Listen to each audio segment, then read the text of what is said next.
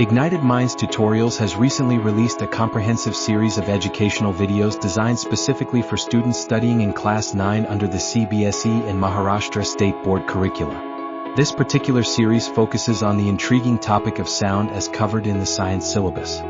The tutorials provide a structured and in-depth understanding of the concepts and principles related to sound.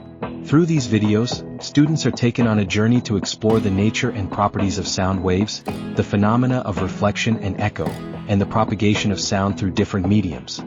The content is presented in a simple and engaging manner, ensuring easy comprehension for learners. Additionally, the videos offer practical demonstrations and experiments that allow students to witness firsthand the various aspects of sound. These demonstrations not only make learning more interesting but also reinforce the theoretical concepts covered in the videos. Moreover, the supplementary study materials and worksheets provided by Ignited Minds Tutorials further enhance students' knowledge retention and application abilities.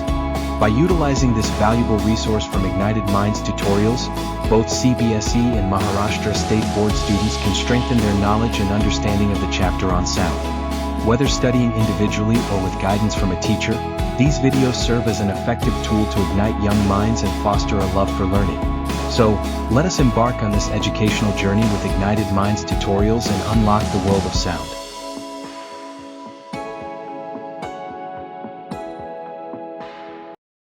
Okay, people will start with this new chapter of sound. That's basically a part of your physics. ठीक है? तो sound होता क्या है? What is sound? What is sound? आवाज. अच्छा जी. आवाज के दीवाने भाई साहब बताइए आवाज होता क्या है? What is sound? How is it produced? हाँ? किस चीज का? जिस चीज का साउंड प्रोड्यूस हो रहा है उसका वाइब्रेशन प्रोड्यूस होगा, है ना? ठीक है, जैसे मैं अभी बात कर रहा हूं, आप सुन पा रहे हैं, तो मेरे वोकल कॉर्ड्स में वाइब्रेशन हो रहा है, ठीक है? एक तो इस चीज का वाइब्रेशन हो रहा है और किस चीज का वाइब्रेशन हो रहा है? मेरे वोकल कॉर्ड्स वाइब्रेट कर रहे हैं, so they are basically producing a sound. एक रबर बैंड है, उसको आपने खींच के रखा है, टोंग से मारा तो आपका एक साउंड प्रोड्यूस हुआ। एक गिटार है, उसके तार खींचे हुए हैं, when you are basically plucking on that, then you will hear a sound. लेकिन ये साउंड जो आप तक पहुंच रहा है, क्या ये भी वाइब्रेशन के माध्यम से पहुंच रहा है? देखो समझो, मैं आपको क्या पूछने की कोशिश कर रहा हूं। यहां पे साउंड का एक सोर्स है और साउंड का एक रिसीवर है। There is a sound source and there is a receiver for sound. The sound is produced here and it reaches here.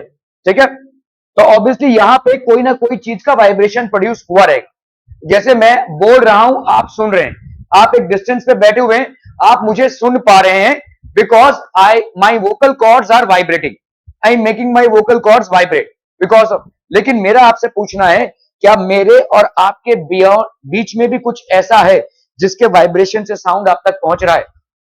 So it is basically air, ठीक है? इट इज एयर, ठीक है? आप लोग भाई साहब जैसे साइकिल बहुत सारे एक साथ खड़े हैं, ये साइकिल सब एक साथ भाई साहब खड़े हुए हैं, आपने एक पे लात मारी, सब के सब गिर गए, तो व्हाट हैव यू डन? मतलब अगर ये वाला फर्स्ट वाला साइकिल है और ये वाला आपका लास्ट वाला साइकिल है, ठीक है? इसके दरमियान इतने बारे साइकिल्स हैं, आपने एक को गिराया, सब के सब गिर जाएंगे भाई साहब, ठीक है? तो इसका मतलब क्या है? आपने जो पहले वाले साइकिल में गिराकर जो डिस्टरबेंस प्रोड्यूस किया, वही disturbance got carried forward and it reached up to the last cycle. Let's say if in between the first cycle and the last cycle there were no cycles, कोई cycles नहीं होता, आपने अगर इसको गिराया होता तो क्या ये वाला साइकिल गिरता था? नो, ठीक है? This wouldn't have fallen down. Are we clear on this one? Just because there are cycles in between, the disturbance got carried forward. In the same way, when I am talking or when any sound is produced, it is reaching you because there is an air in between and this air is getting disturbed. ये जो vibrations है, ये भाई साहब air में भी travel हो रहे हैं। तो अगर मेरे और आपके बीच में भाई साहब air ना रहे, समझ में आ रहा है? तो मैं अगर बोलूंगा भी तो आपको सुनाई नहीं देगा। This is what you will see. You will see me talking and my vocal cords will be producing sound but nothing will be reaching you, ठीक है? क्योंकि वाइब्रेशन जो है वो आपके एयर पार्टिकल्स में होता है। तो एयर पार्टिकल्स यहाँ पे भाई साहब वाइब्रेट कर रहे हैं, इसने इसको धक्का मारा, ये वाइब्रेट करने लगा, इसने इसको धक्का मारा, ये वाइब्रेट करने लगा, and so on and so forth. हर एक एयर पार्टिकल जो है तो वाइब्रेट कर रहा है। Each and every air particle is basically vibrating, ठीक है? और इसकी वजह से साउंड भाई साहब आगे जा रहा है, ठीक है? So sound, wave motion, types of waves, electromagnetic waves and mechanical waves. तो साउंड हो गया भाई साहब, वेव मोशन हो गया, टाइप्स ऑफ वेव्स हो गए। तो साउंड में हम पहले देखते हैं भाई साहब, sound is a vibration which produces sensation of hearing in our ears. तो साउंड है क्या? लाइट के सेंसेशन को कौन फील करता है? आईज। साउंड के सेंसेशन को कौन फील करता है? ईयर्स। ठीक है, are we clear? So sound is a vibration which produces sensation of hearing in our ears. ठीक है, साउंड एक ऐसा वाइब्रेशन है जो सेंसेशन ऑफ हियरिंग प्रोड्यूस कर रहा है हमारे कानों में। ठीक है, how is sound produce? Sound is produce by a vibrating source. तो ऑब्वियसली कोई ना कोई आपका वाइब्रेटिंग सोर्स रहेगा जो साउंड को प्रोड्यूस करेगा। ठीक है, there has to be a vibrating source which produces sound. तो जैसे भाई साहब आप देख लो, ये ड्रम है, इस ड्रम को अगर आप बीट करेंगे तो बेसिकली क्या हो रहा है, ये जो ड्रम का स्किन है ये वाइब्रेट हो रहा है।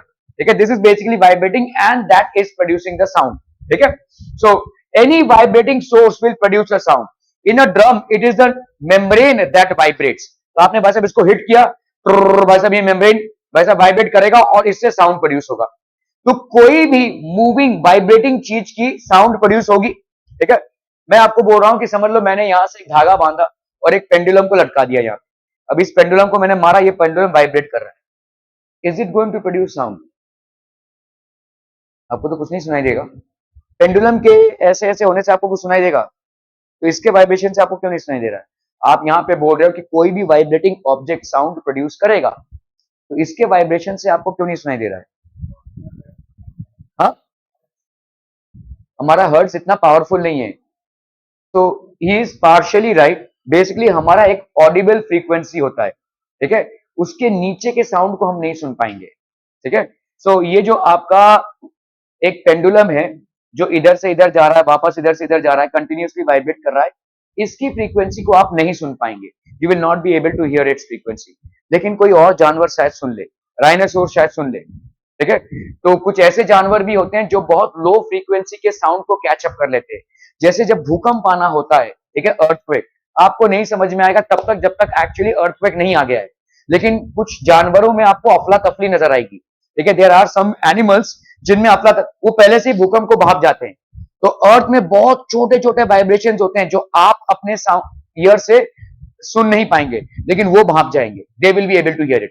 ठीक है, so in a drum it is the membrane that vibrates. तो ये मेम्ब्रेन भाई साहब वाइब्रेट हो रहा है। ठीक है, it is a membrane that vibrates. जब आप चीख रहे हैं, ठीक है, तो when a person shouts it is the tongue that makes the air column vibrate. तो ये जो टंग है, आई am making my tongue vibrate the air column. ठीक है, अगर आप सीटी बजा रहे हैं तो आप भी वही भी कर रहे हैं। ठीक है, you are basically vibrating the air column which is there in your mouth. Air आपके लंग्स से पुश आउट हो रहा है और उसको आप वाइब्रेट करा रहे हैं अपने जबान से। ठीक है, and that's how the sound is getting produced. Are we clear on this one?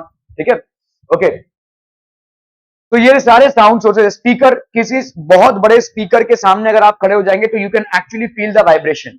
आप वैसा वाइब्रेशन को फील कर पाएंगे। ठीक है, इसको बिना छुए ही आप वाइब्रेशन को फील कर पाएंगे। आपको कंटिन्यूअसली देखेगा कि आपके हाथ में ऐसे मतलब कोई धक्का मार रहा है वैसे। ठीक है, हवा का एक झोंका आपके हाथ को धक्का मारेगा ऐसा। ठीक है, तो ये यही है, that is how sound is travelling. ठीक है, आपका जो साउंड है वो ऐसे, ये कंप्रेशन रेरिफैक्शन ऐसा क्रिएट होगा, विच वी विल स्टडी। ये कहीं पे हाई प्रेशर, कहीं पे लो प्रेशर, कहीं पे हाई प्रेशर, कहीं पे लो प्रेशर, ऐसा क्रिएट होगा। ठीक है, और यही डिस्टर्बेंस आगे जाएगा। ठीक है, so that is how sound propagates. तो इसका मतलब अगर आपके और मेरे दरमियान कोई मीडियम नहीं है, वैक्यूम है, कोई एयर नहीं है, तो आप मुझे नहीं सुन पाएंगे। बावजूद इसके कि मैं अपना ऑन टॉप ऑफ वाइस चिल्लाऊं, फिर भी आप मुझे नहीं सुन पाएंगे। जो आपके ऐसे आपके वैक्यूम ग्लासेस होते हैं, ठीक है, साउंड प्रूफ ग्लासेस जो होते हैं, उसमें बेसिकली होता यही है कि ग्लास ऐसा रहता है, ये ग्लास का शीट हो गया और ये दूसरे ग्लास का शीट हो गया और बीच में होता है वैक्यूम। तो हम बोलते हैं ना साउंड प्रूफ है। ठीक है, मतलब आप बाहर देख सकते हैं क्या हो रहा है, लेकिन बाहर की आवाज अंदर तक नहीं आएगी। एसी ट्रेन में अगर आप देखोगे, those are vacuum glasses. Aeroplanes में जो ग्लासेस यूज होते हैं वो वैक्यूम ग्लासेस हैं। भाई साहब आप यहाँ पे नीचे हैं, ऊपर एक एरोप्लेन जा रहा है, उसकी आवाज को सुन सकते हैं। तो समझ लीजिए जो लोग एरोप्लेन के अंदर बैठे हैं उनके तो कान के पर्दे फट जाएंगे भाई साहब, कितना आवाज प्रोड्यूस होगा। आप भाई साहब इतने हजारों फीट नीचे बैठे हैं और आप ऊपर उड़ते हुए प्लेन की आवाज को सुन पा रहे हैं। ठीक है, तो जो लोग प्लेन के अंदर बैठे होंगे उनके तो कान के पर्दे फट जाएंगे भाई साहब, इतनी जोर से आवाज होगा। इसीलिए प्लेन के जो आपके विंडोज होते हैं वो भी वैक्यूम ग्लासेस हैं। ठीक है, ये वैक्यूम ग्लासेस से साउंड अंदर नहीं जा पा रहा है, तो कितना भी भाई साहब चीख लो चिल्ला लो, ये साउंड अंदर नहीं जाएगा। ठीक है, अगर वैक्यूम है तो, because the sound transmission will need a medium, and this medium is generally air. Are we clear on this one, people? ठीक है? Okay. So in a speaker, it is the diaphragm that vibrates. तो ये आपका diaphragm है भाई साहब, ये vibrate होगा बहुत जोर से और इससे भाई साहब साउंड प्रोड्यूस होगा. ठीक है? तो sound travels in the form of a wave. Now what is a wave? आपने देखा होगा समुद्र में ये वेव्स हैं, लहरें. वेव एक ऐसी चीज है जो ऊपर नीचे जा रही है भाई साहब, ऊपर भी जा रही है, नीचे भी आ रही है, and so on and so forth. It is continuously going. ठीक है? Sound also travels in the form of waves. तो आपके भाई साहब ये है sea waves. These are examples of sea waves. ठीक है? So we know what is a wave. Consider this box to be a medium. एक मीडियम है भाई साहब. The particles of the medium, ये समझ लो 1 2 3. तो ऐसे तो मिलियंस ऑफ पार्टिकल्स होंगे भाई साहब. ठीक है? एक बॉक्स है, उसमें तो आपके मिलियंस ऑफ पार्टिकल्स होंगे, लेकिन लेट्स से हमने मान लिया कि ये पार्टिकल 1 है, ये पार्टिकल 2 है, ये पार्टिकल 3 है और ये पार्टिकल 4 है. एक बॉक्स है. ठीक है? So now what will happen is कि आपने जब एक एक एक particle, if someone disturbs the particle, अगर एक पार्टिकल में आपने डिस्टर्बेंस क्रिएट किया, तो लेट्स से आपने भाई साहब एक पार्टिकल को डिस्टर्ब किया, first particle moves and hits the second particle, तो ये क्या करेगा भाई साहब? सेकंड को हिट करेगा. ठीक है? तो सेकंड में भी disturbance. Now second particle hits the third particle, तो सेकंड वाला थर्ड को हिट करेगा. ठीक है? इसको हिट करने के बाद ये अपने पोजीशन पे वापस आ जाएगा. थर्ड वाला भाई साहब फोर्थ को हिट करेगा, third particle hits the fourth, and so on and so forth. तो सारे पार्टिकल्स भाई साहब मूव होने लगते हैं. The particles do not move from one place to another. यहां पे क्या हो रहा है? देखो मैंने आपको ओरिजिनल एग्जांपल क्या दिया. साइकिल एक कतार से खड़ी है, साइकिल को आपने एक साइकिल को गिराया, ये डिस्टर्बेंस कैरी होते हुए लास्ट वाला साइकिल भी गिर गया, सारे साइकिल बीच में गिर गए. ठीक है? लेकिन क्या ऐसा हुआ कि ये वाला साइकिल जाकर इधर आ गया? नहीं ना. जो साइकिल्स थे वो अपनी जगह पे रहे, सिर्फ डिस्टर्बेंस आपका कैरी फॉरवर्ड हुआ है. तो यहां पे भी इसका मतलब ये नहीं है कि ये फर्स्ट वाला पार्टिकल फोर्थ पे पहुंच गया हो. तो it is not travelling. These particles are not travelling, their disturbance is travelling. क्या ये समझ में आ रहा है? Particles in themselves are not travelling, only the disturbance is travelling. Cycle चल के इधर नहीं आ गई है, ये साइकिल उड़ के यहां नहीं आ गई है. साइकिल के गिरने से जो डिस्टर्बेंस प्रोड्यूस हुआ है वो डिस्टर्बेंस आगे गया है. क्या ये समझ में आ रहा है भाई साहब? ठीक है? सो इसी तरह से ये चार पार्टिकल्स में जब हमने इसको हिट किया तो ये डिस्टर्बेंस आगे तक पहुंचा. ठीक है? ये 1 वाला 4 तक नहीं पहुंच गया भाई, ये सिर्फ डिस्टर्बेंस पहुंचा. The particles do not move from one place to another, they just vibrate about their mean positions. तो ये वाइब्रेट कर रहे हैं भाई साहब अपने मीन पोजीशंस पे. तो ये हो गया आपका pulse. A single disturbance travelling through a medium is a pulse. ठीक है? तो आपका जो एक डिस्टर्बेंस है which is travelling through a medium, एक सिंगल डिस्टर्बेंस है जो एक मीडियम से ट्रैवल हो रहा है, this is known as a pulse. इसको नोट कर लीजिए भाई साहब. A single disturbance which travels through the medium is a pulse.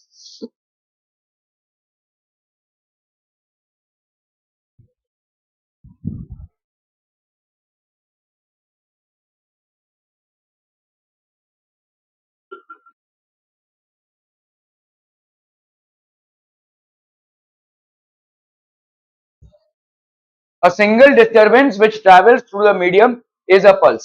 तो एक सिंगल डिस्टर्बेंस जो है, जो एक मीडियम से ट्रैवल कर रहा है, that is known as a pulse. ठीक है? If continuous disturbance is produce, the particles vibrate continuously. तो आपका कंटिन्यूअस डिस्टर्बेंस प्रोड्यूस हो रहा है, वैसा पार्टिकल्स कंटिन्यूअसली वाइब्रेट होते रहेंगे, and this will form a wave. ठीक है? A wave motion is a mode of transmission of energy through the medium. तो भाई साहब वेव मोशन क्या करेगा? एनर्जी को ट्रांसमिट करेगा थ्रू द मीडियम. ठीक है? A wave motion. ठीक है? Wave basically transverse the energy. Types of waves आपके इलेक्ट्रोमैग्नेटिक वेव्स हैं और मैकेनिकल और इलास्टिक वेव्स. तो ये आपके दो टाइप्स ऑफ वेव्स हैं. एक होता है भाई साहब आपका इलेक्ट्रोमैग्नेटिक वेव्स, जैसे लाइट आपका एक इलेक्ट्रोमैग्नेटिक वेव है. ठीक है? And what is the other format of wave which is known as mechanical or elastic waves. This is known as mechanical or elastic waves. ठीक है? These are the two types of waves. These waves do not require a medium. जैसे light जो है, अब आप देखो यहां पे सनलाइट जो है वो आपके अर्थ तक पहुंच रही है. अर्थ का एटमॉस्फेयर सर्टेन लेवल तक है. For example this is basically the sun. ठीक है? And let's say this is the earth. यहां पे भाई साहब एटमॉस्फेयर है, यहां पे तो वैक्यूम है ना, फिर भी ये जो सनलाइट है ये अर्थ तक पहुंच रहा है. ठीक है? मतलब इस सनलाइट को ट्रैवल करने के लिए कोई मीडियम की जरूरत नहीं है. It doesn't require a medium. ठीक है? क्योंकि ये एक इलेक्ट्रोमैग्नेटिक वेव है. आपके जितने भी लाइट्स के फिनोमिना हैं, जैसे आपका सिर्फ लाइट ही नहीं, radio waves, cosmic waves, gamma waves, infrared, ultraviolet, ये सब आपके इलेक्ट्रोमैग्नेटिक स्पेक्ट्रम में आते हैं, इलेक्ट्रोमैग्नेटिक वेव्स में आते हैं ये सब. ठीक है? These waves do not require a material medium to travel. इनको भाई साहब मटेरियल मीडियम की आवश्यकता नहीं है ट्रैवल करने के लिए, ठीक है। So these waves would not require a material medium to travel, ठीक है। They can travel through vacuum, ये वैक्यूम से भी ट्रैवल कर सकते हैं। For example this is the sun, ठीक है। The rays of light that travel from the sun to the earth are electromagnetic waves as they travel through vacuum, क्योंकि भाई साहब वैक्यूम से ट्रैवल होते हुए आ रहे हैं। Most part of your space is vacuum, आपके अर्थ के ऊपर थोड़ा सा एटमॉस्फेयर है, तो हम चलो मान लिया कि उतना सा भाई साहब आपका वैक्यूम नहीं है, लेकिन बाकी का तो आपका वैक्यूम है, फिर भी सनलाइट आप तक पहुंच रही है, मतलब सनलाइट को किसी मीडियम की जरूरत नहीं है। Vacuum means no particles are present, absolute zero particles are present, still that light is reaching you, and light is a part of electromagnetic spectrum। देखो लाइट भाई साहब होता क्या है, light is a part of electromagnetic waves. Electromagnetic waves हम क्यों बोलते हैं भाई साहब, why do we call this as electromagnetic waves, इनको ईएम वेव्स भी बोलेंगे हम, क्योंकि भाई साहब इसका एक इलेक्ट्रिक फील्ड होता है और एक मैग्नेटिक फील्ड होता है। अभी फिलहाल आपको इसको ज्यादा समझने की जरूरत नहीं है। इलेक्ट्रिक फील्ड मतलब क्या होता है, पार्टिकल्स ऐसे ऐसे वाइब्रेट करते हैं और पार्टिकल्स ऐसे ऐसे भी वाइब्रेट करते हैं। देखो ऐसा है, ये इलेक्ट्रिक फील्ड है, ये ऐसे ऐसे जा रहा है, ठीक है, और ऐसे ऐसे जा रहा है, तो दो वेव्स जा रहे हैं साइमल्टेनियसली, ठीक है। एक भाई साहब ऐसे जा रहा है और एक ऐसे रेंगते हुए जा रहा है, तो मैग्नेटिक फील्ड ऐसा रेंगते हुए जा रहा है और इलेक्ट्रिक फील्ड ऐसा भाई साहब जा रहा है, ठीक है। सो इसीलिए हम इसको ईएम वेव्स बोलेंगे। इसका एक इलेक्ट्रिक फील्ड कंपोनेंट है और एक मैग्नेटिक फील्ड है, and both are perpendicular to each other, one is going like this and the other one is going like this, ठीक है। Are we clear on this one people, ठीक है। तो ये इलेक्ट्रोमैग्नेटिक वेव्स में बहुत सारी चीजें आ जाती हैं। आपकी और मेरी दुनिया जिस चीज से उजागर है वो बहुत स्मॉल पोर्शन है इलेक्ट्रोमैग्नेटिक वेव्स का, ठीक है।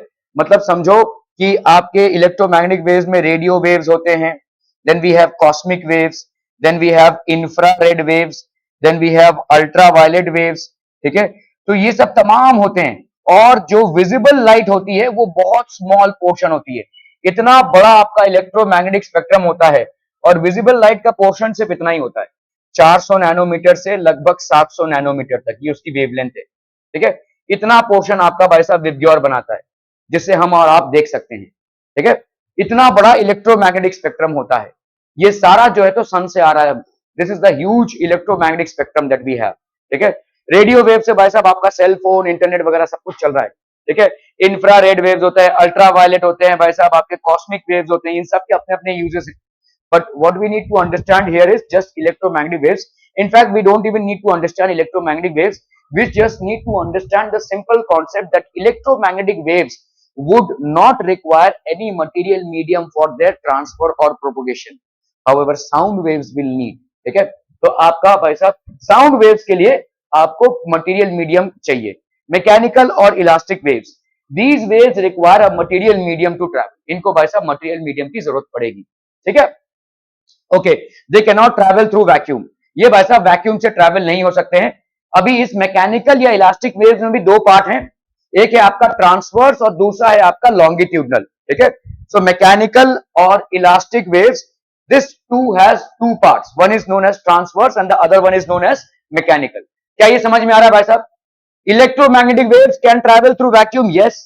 मैकेनिकल और elastic waves they can not travel through vacuum, they would always need a material medium to travel through, and we have transverse and longitudinal waves in them, ठीक है।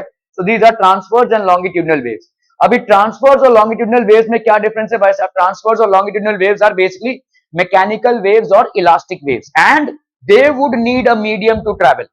इनको भाई साहब मीडियम चाहिए ट्रैवल के लिए, इलेक्ट्रोमैग्नेटिक वेव्स को medium नहीं चाहिए। समझ में आ रहा है भाई साहब ये? Are we clear? Okay, difference between transverse waves and longitudinal waves, तो क्या क्या डिफरेंसेस हैं भाई साहब? मैकेनिकल वेव्स आपके दो पार्ट हो गए, ठीक है। आपका एक हो गया ट्रांसवर्स और एक हो गया, तो आपने एक स्ट्रिंग ले लिया, देखो, ठीक है। ट्रांसवर्स वेव ये किसी दीवार से बंधा हुआ है या किसी रिजिड सरफेस से बंधा हुआ है, तो ये आपका एक स्ट्रिंग है। This is basically a string and it is basically tied to a, so this is tied to a let's say rigid surface, this is basically tied to a rigid surface।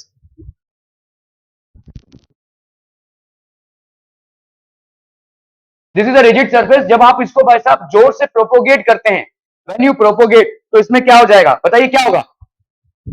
ऐसे मार रहे हैं, ये string है भाई साहब ऐसे, और इसको ऐसे मार रहे हैं, ऐसे ऐसे आपको दिखेगा कि नहीं? ठीक है, you will see a disturbance going get forward, ठीक है। आप इसको झटक रहे हैं जोर से, तो what will you see? You will see a disturbance that is going from this point to that point. Are we clear on this one people? हम बहुत बढ़िया, ठीक है। तो आप जैसे इसको भाई साहब झटकेंगे तो ये आपको ऐसा एक वेव फॉर्मेशन दिखेगा, you will see a wave formation. Are we clear? ठीक है। So this is known as a transverse wave. Why? Consider the particles. तो ये पे जो भी पार्टिकल्स होंगे तुड़ुंग टुड़ुंग टुड़ुंग टुड़ुंग भाई साहब ये कर रहे हैं, है ना, ऊपर नीचे कर रहे हैं। वेव आपका कैसे जा रहा है? ऐसे, और पार्टिकल्स टुड़ुंग टुड़ुंग ऐसे कर रहे हैं। फिर से देखिए, ये एक स्ट्रिंग है, झटका दिया आपने, तो झटका दिया आपने तो आपका वेव किस तरफ गया? आपसे दीवार तक तरफ। तो the wave is travelling like this and the particles are oscillating perpendicular to the direction of wave. इसी को अपन बोलते हैं ट्रांसवर्स वेव, ठीक है। What is happening? The particles are oscillating perpendicular. आपका डायरेक्शन ऑफ वेव क्या है? Direction of wave is what people? Direction of wave is this and the particles are oscillating like this. So this is known as a transverse wave. Particles का oscillation देखो फिर से perpendicular to the direction of wave. Direction of wave कहां से कहां तक है? आपके हाथों से दीवार तक है ना। जो आप झटका दे रहे तो डायरेक्शन ऑफ वेव इधर से इधर आ रहा है, ठीक है, ये हो गया डायरेक्शन ऑफ वेव। और पार्टिकल्स का ऑसिलेशन कैसे दिख रहा है आपको? ये आपके perpendicular to the direction of wave. So when a wave travels in such a fashion that the particles oscillate to and fro or rather perpendicular to the direction of wave, then we call it a transverse wave. Are we clear on this one people? ठीक है, इसको अपन बोलेंगे भाई साहब transverse wave. Okay, तो अपन क्या बोल सकते हैं यहाँ पे देखो, ये हो गया आपका direction of wave and the particles are oscillating to and fro perpendicular to the direction of wave. Perpendicular, the particles oscillate perpendicular to the direction of propagation, ठीक है। ये हो गया क्रेस्ट और ये हो गया आपका ट्रफ। लॉन्गिट्यूडनल वेव्स क्या हो जाएंगे बच्चा पार्टी? ठीक है, तो आपने बस आप एक को धक्का दिया, ठीक है, ये कंप्रेशन रेरिफैक्शन, कंप्रेशन रेरिफैक्शन। तो इसका मतलब क्या हो गया? आपका डिस्टर्बेंस जो है वो पैरेलल है, ठीक है, ऐसे जा रहा है भाई साहब डिस्टर्बेंस। तो ये ऐसे हिट किया, ऐसे हिट किया, ऐसे हिट किया, ऐसे हिट किया, मतलब ये डिस्टर्बेंस ऐसे ऐसे ऐसे जा रहा है। तो मतलब आपका वेव कैसे जा रहा है? ऐसे। और डिस्टर्बेंस कैसे जा रहा है? ये भी ऐसे जा रहा है ना। तो आपका जो वेव है और डिस्टर्बेंस है वो सेम जा रहा है। पार्टिकल्स का जो वाइब्रेशन है that is parallel to the direction of wave. क्या ये समझ में आ रहा है भाई साहब? पार्टिकल्स कैसे वाइब्रेट कर रहे हैं? ऐसे, और वेव कैसे जा रहा है? ऐसे। तो पार्टिकल्स का वाइब्रेशन का डायरेक्शन क्या है? ऐसे, और ये डायरेक्शन भी ऐसे ही है। पार्टिकल्स का वाइब्रेशन और direction of wave they are parallel to each other. यहां पे पार्टिकल्स का वाइब्रेशन और direction of wave they are perpendicular to each other. क्या ये मामला समझ में आ रहा है? दोनों ही मैकेनिकल वेव्स के पार्ट हैं। तो आपके वेव्स कितने टाइप के हो गए? 3 टाइप के हो गए। Electromagnetic waves, we are not going to study electromagnetic waves here, ठीक है। इलेक्ट्रोमैग्नेटिक वेव्स का प्रॉपर डिस्कशन आप बेसिकली 11th में पढ़ते हैं, लेकिन सिर्फ इतना जान लीजिए कि आपकी जो दुनिया उजागर है, जो लाइट्स है, वो इलेक्ट्रोमैग्नेटिक स्पेक्ट्रम का या वेव्स का एक बहुत छोटा सा हिस्सा है और उसको किसी मीडियम की जरूरत नहीं है। It doesn't need a medium for its propagation. फिर हम आते हैं ऐसे वेव्स पे which will need a medium for their propagation. And what are these two waves? These are known as elastic waves और मैकेनिकल वेव्स। इनमें भी दो पोर्शन होते हैं, एक होता है आपका ट्रांसवर्स और दूसरा होता है आपका लॉन्गिट्यूडनल, ठीक है। तो ट्रांसवर्स क्या होता है भाई साहब? जैसे आपने झटका दिया इसको, तो मीडियम पार्टिकल्स ऐसे ऑसिलेट करते हैं और डायरेक्शन ऑफ वेव वैसा है। तो मीडियम पार्टिकल्स ऐसे ऑसिलेट कर रहे हैं, डायरेक्शन ऑफ वेव वैसा है। So the oscillation or disturbance of medium particles is perpendicular to the direction of propagation of wave. And in this case, when you have disturbed the medium particles, the direction of disturbance of medium particles is actually parallel to the direction of wave. क्या ये समझ में आ रहा है? This is known as longitudinal waves. क्या ये पूरा clear है? Any questions so far? ठीक है? So the particle oscillates. The particle oscillates or vibrates perpendicular to the direction of propagation.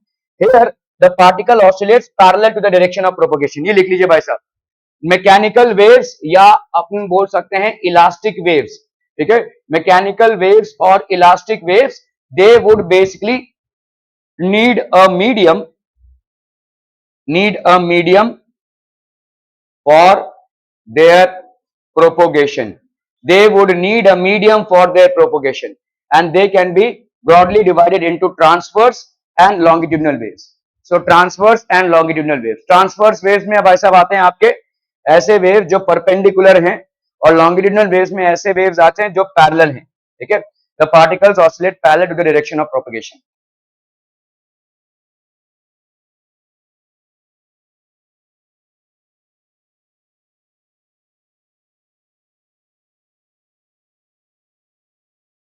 ठीक है, are we clear? Difference between transverse wave and longitudinal wave. Transverse wave और longitudinal wave में दूसरा difference क्या है? It consist of crest and trough. ठीक है, अभी समझिए क्रेस्ट एंड ट्रफ क्या है। तो ये दूसरा डिफरेंस है भाई साहब, इसको लिखते रहिएगा। तो आपका क्रेस्ट और ट्रफ क्या होता है, देखो जैसे कोई वेव है, ठीक है, let's say this is basically a wave, तो ये ऐसा एक वेव जा रहा है, देखो, ठीक है, ये जो ऊपर मैक्सिमम तक जा रहा है इसको अपन बोलते हैं क्रेस्ट, और ये जो नीचे मिनिमम तक जा रहा है this is called the trough, ठीक है, क्रेस्ट और ट्रफ। ये किस में दिखा आपको भाई साहब, ट्रांसवर्स वेव, ठीक है, this is basically in transverse waves, ठीक है, क्रेस्ट एंड ट्रफ आपको दिखता है ऐसा, ठीक है, क्लियर है, जहां पे आपने एक रस्सी को झटका दिया है तो उसको ऐसा मूवमेंट आपको दिख रहा है, तो this is basically crest and trough. अभी जब आप किसी पार्टिकल को वाइब्रेट कराते हैं, तो जैसे समझ लो ये पार्टिकल्स हैं एक के बाद एक, ठीक है, आपने इसको धक्का मारा, जैसे ही आपने इसको धक्का मारा ये इधर जाएगा, है कि नहीं, ये इस पार्टिकल के क्लोज आ जाएगा, तो ये भाई साहब दोनों क्लोज आ जाएंगे, फिर भाई साहब दोनों बिछड़ जाएंगे। तो जब पार्टिकल्स क्लोज आते हैं तो एक फिनोमिना क्रिएट होता है जिसको अपन बोलते हैं compression. Particles are coming close to each other, this is called compression, और particles going away from each other, this is called rarefaction, ठीक है, again there will be a compression, फिर से भाई साहब ये कंप्रेशन बनेगा, फिर से भाई साहब रेरिफैक्शन बनेगा, ठीक है, फिर से भाई साहब कंप्रेशन बनेगा, ठीक है, फिर से भाई साहब रेरिफैक्शन बनेगा। क्या ये समझ में आ रहा है? This is compression, this is the compression phase of the wave, this is the rarefaction phase of the wave. ये हो गया भाई साहब आपका रेरिफैक्शन, कंप्रेशन कंप्रेशन रेरिफैक्शन ऐसे जा रहा है। देखो ध्यान से, यहां पे क्या है, आपका जो डिस्टर्बेंस है वो पैरेलल है to the direction of propagation of wave. ये डिस्टर्बेंस कैसे जा रहा है, इस तरफ ऐसे, एंड डायरेक्शन ऑफ वेव भी किस तरफ है, इस तरफ। So the direction of disturbance is basically parallel to the direction of propagation of wave. तो यहां पे नहीं है, कहीं और है, कुछ और ही सोच रहा है तू, ठीक है। तो यहां पे आपका भाई साहब जो डायरेक्शन ऑफ वेव है, डायरेक्शन ऑफ वेव है और डायरेक्शन ऑफ डिस्टर्बेंस है, both are parallel to each other, ठीक है। यहां पे direction of wave and the disturbance is basically perpendicular to each other, ठीक है। तो direction of wave and the disturbance are perpendicular to each other, here the direction and disturbance are parallel to each other। ये किस type का wave हो गया भाई साहब, ट्रांसवर्स वेव हो गया, और इसको अपन क्या बोलेंगे, longitudinal waves, these are longitudinal waves, both are a format of what, mechanical waves, mechanical waves या अपन बोल सकते हैं elastic waves, ठीक है, and both will require a material medium for their propagation। इनको भाई साहब मटेरियल मीडियम चाहिए प्रोपोगेशन के लिए, ठीक है। So are we understanding what is crest and trough and what is compression and rarefaction. देखो देखो कंप्रेशन और रेरिफैक्शन को समझना है तो ऐसे समझ लो कि जैसे ये दो पार्टिकल्स हैं, ठीक है, ये दो पार्टिकल्स हैं, ऐसे बहुत सारे पार्टिकल्स हैं एक के साथ एक, ठीक है। तो अभी आपने भाई साहब ये हिट किया इसको, जब ये हिट किया तो आपके यहाँ के बीच में जो पार्टिकल्स है वो बहुत पास आ गए, ठीक है। अब ये भाई साहब वाइब्रेट होंगे ना ऐसे, अभी क्या हो जाएगा, रिलैक्स हो गया ये, ठीक है, मतलब अभी पार्टिकल्स को ज्यादा जगह मिल रही है, फिर जब इधर आएंगे तो पार्टिकल्स को कम जगह मिल रही है, फिर जब इधर जाएंगे पार्टिकल्स को ज्यादा जगह मिल रही है, फिर जब इधर आएंगे पार्टिकल्स को कम जगह मिल रही है, फिर जब इधर जाएंगे तो पार्टिकल्स को ज्यादा जगह मिल रही है, ऐसा भाई साहब जा रहा है। तो समझ लो मैं आपसे बातें कर रहा हूं तो मेरे सामने जो एयर है वो भाई साहब ऐसा डिस्टर्बेंस आप तक पहुंचा रहा है, this is how it is making the disturbance reach. समझ में आ रहा है भाई साहब? तो ये जो एयर पार्टिकल्स हैं ये क्या कर रहे हैं, एक दूसरे से टकरा रहे हैं, तो ये कभी पास आ रहे हैं कभी दूर, जब भी पास आ रहे हैं तो कंप्रेशन, जब भी दूर जा रहे हैं तो रेरिफैक्शन, कंप्रेशन रेरिफैक्शन, कंप्रेशन रेरिफैक्शन, इस तरह से ये डिस्टर्बेंस आप तक पहुंच रहा है। और जब आपके कान के पर्दे तक ये पहुंचता है, ठीक है, आपका जो कान का पर्दा है वो भी बहुत स्ट्रेंड है, वो भी भाई साहब ऐसे जैसे तबले के चमड़े को आप खींच के रखते हैं, ठीक है, तो उसमें साउंड प्रोड्यूस होता है, आपका कान का पर्दा भी वैसे ही है, ठीक है, ये भाई साहब खींचा हुआ है, ठीक है। तो ये कंप्रेशन और रेरिफैक्शन इस तक पहुंच रहा है। जब कंप्रेशन, देखो ये आपका कान का पर्दा है, ये ऐसा होता रहेगा, ये जो डिस्टर्बेंस है यहां तक पहुंचेगा तो ये वाइब्रेट होगा, और यहां से आपके ब्रेन तक कनेक्शन है, ठीक है, तो वो आपको साउंड पहुंचाएगा ब्रेन तक, ठीक है, क्लियर है, समझ में आ रहा है? तो ये आपका जो कान का पर्दा है ये ऐसे ऐसे ऐसे ऐसे होगा, कंप्रेशन जैसे ही हिट करेगा उसको तब भी वो वाइब्रेट करेगा, रेरिफैक्शन जब हिट करेगा तो रिलैक्स होगा। समझ में आ रहा है? जब कंप्रेशन हिट कर रहा है इसको, कंप्रेशन मतलब हाई प्रेशर, ठीक है, तो ये ऐसा हो जाएगा, और जब रेरिफैक्शन इसको हिट कर रहा है मतलब रिलैक्स, तभी ऐसा हो जाएगा। तो आपका कान का पर्दा कंटिन्यूसली ऐसे ऐसे ऐसे ऐसे होता है, ठीक है, with the sound that is hitting on it, ठीक है। कभी भी जब भी आपको कान में ऐसे वो मतलब करने में बहुत मजा आता है ना, जॉनसन बटसे वगैरह, don't do that, don't do that. आपको लगता है आप कान के मैल निकाल रहे हैं, वो जो ब्राउनिश कलर का निकलता है वो मैल नहीं है, वो होना जरूरी है, वो वैक्स है, ईयर वैक्स है, that should be there in its place, उसको साफ नहीं करना है, ठीक है, प्लीज अंडरस्टैंड। कुछ लोगों को मैं देखता हूं पता नहीं सारा दिन बैठकर ये कान साफ कर रहे, बड़ा मजा आ रहा है, वो no, don't do that, you are taking a huge risk. क्योंकि थोड़ा भी पॉइंटेड ऑब्जेक्ट अगर भाई साहब इस कान के पर्दे तक पहुंच गया, ये भाई साहब फट सकता है, और फट हो गया तो, और ये एक ऐसा ऑर्गन है जो रिप्लेस ही नहीं हो सकता, इसका कोई रिप्लेसमेंट नहीं है। पूरे जन्म भर के लिए भाई साहब आप बहरे हो जाएंगे उस कान से। Don't do it, it's a huge risk. आपने देखा होगा बच्चों को खेलते हुए, ठीक है, आप देखोगे बच्चों का जो मतलब कभी कभी अचानक से रोने लगते हैं, यू नो व्हाई?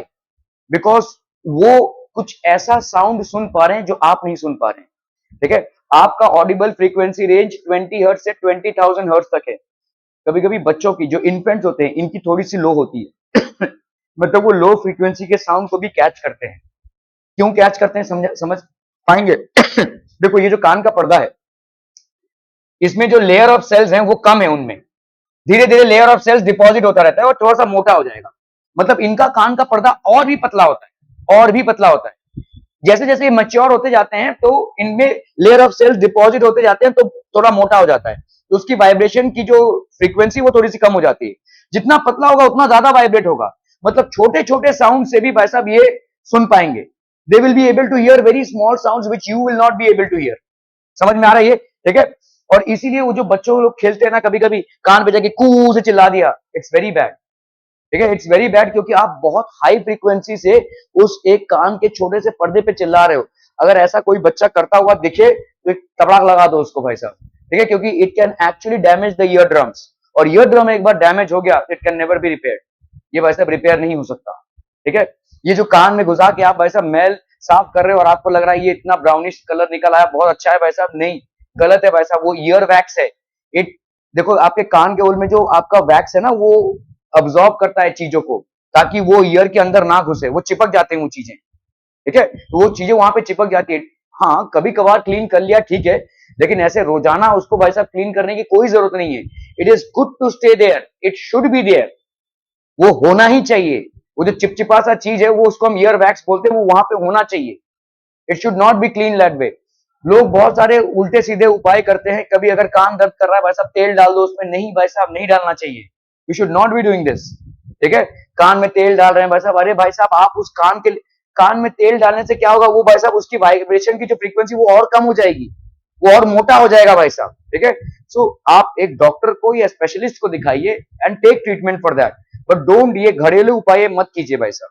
ठीक है, कभी कभी उल्टा सीधा हो जाएगा, कभी कभी नहीं, ज्यादा करके उल्टा सीधा ही होता है। ठीक है, आपका एक आप देखोगे डॉक्टर्स जो होते हैं वो ईएनटी बोलते हैं हम इनको। ठीक है, ईयर नोज एंड थ्रोट, क्योंकि ये तीनों चीजें कनेक्टेड होती हैं। ठीक है, कभी अगर कान में कीड़ा घुस जाए तो फर्स्ट एड क्या है?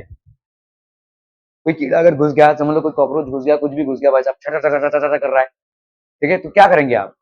कुछ घुसा के उसको निकालने की कोशिश करेंगे, वो और उल्टा, हाँ, तो वो और उल्टा हो जाएगा। अगर आप कुछ घुसा कर उसको निकालने की कोशिश करेंगे, वो जितना उस चीज को देखेगा और पीछे जाएगा भाई साहब। ठीक है, तो आप जनरली नाक को बंद करते हैं, नाक को बंद करके सांस छोड़ने के समय नाक को बंद कीजिए, अभी कीजिए, आप यहाँ पे एयर प्रेशर फील कर पाएंगे। You will be able to feel the air pressure. Why? Because there is an eustachian tube, ये ईयर, नोज और थ्रोट को कनेक्ट करता है। ठीक है, आपने जैसे ही भाई साहब कान को बंद कर लिया और नाक से जब आप हवा छोड़ रहे हैं वो नहीं जा रहा है, तो ईयर तक राउट हो जाता है ये। तो आपका जो ये ईयर ड्रम है इसमें एयर प्रेशर आता है। तो समझ लो भाई साहब यहाँ पे कीड़ा है, ठीक है, यहाँ पे कीड़ा है, तो इस पे एक प्रेशर आएगा ऐसे, ईयर, जो जो हवा आप नाक से नहीं छोड़ रहे वो हवा आपके कान के ईयर ड्रम में जाएगा, और ये ईयर ड्रम को ऐसे प्रेशर देगा और ये कीड़ा बाहर आ जाएगा। Instead of panicking and trying to pull out the insect by some external means, this is an internal remedy which you can do. आप नाक को बंद कीजिए और जोर से एयर को ब्लो आउट करने की कोशिश कीजिए, your eardrum will feel the air pressure and this insect will come out। ठीक है, ये यूस्टाशियन ट्यूब से कनेक्टेड होता है। क्या? तो ये तो भाई साहब कुछ चीजें थी जिसमें हम पढ़ रहे हैं कि कैसे हमारे वेव्स होते हैं। तो वेव्स आपके कितने टाइप्स के हो गए? What are the 3 types of waves? Munazza, 3 types of waves क्या क्या हो जाएंगे? देखो भाई साहब, आप बताइए, बोलिए, ट्राई तो कीजिए। इलेक्ट्रोमैग्नेटिक वेव्स और मैकेनिकल वेव्स, ये दो पहले हो गए, electromagnetic waves and mechanical waves. Mechanical waves के कितने पोर्शंस हैं? हाँ, 2, क्या क्या है? Transverse and longitudinal. Transverse and longitudinal. Transverse में क्या हो जाएगा? ट्रांसवर्स में भाई साहब waves, the particles will move perpendicular to the direction of propagation, और लॉन्गिट्यूडनल में the particles will move parallel to the direction of propagation. समझ में आ रहा है? Both transverse as well as longitudinal waves, would they need a medium for propagation? Yes, okay, they would need a medium for propagation. Okay, okay. So transverse में भाई साहब it consists of crest and trough. ये आपका crest और trough है, देखो, this is basically the crest and this is the trough. और longitudinal wave में भाई साहब, longitudinal wave it consists of compressions and rarefactions. compression मतलब ये compress, rarefaction, compression, rarefaction, compression, rarefaction, ऐसी disturbance आप तक पहुंचता है। This is how the disturbance basically travels you. तो ये आपका कंप्रेशन है, देखो मीडियम भाई साहब कंप्रेस हो गया, पार्टिकल्स क्लोज आ गए, अभी पार्टिकल्स सेपरेट हो गए, फिर से पार्टिकल्स क्लोज आ गए, पार्टिकल्स सेपरेट हो गए, तो कंप्रेशन रेरिफैक्शन का चलता रहता है ऐसा, ठीक है।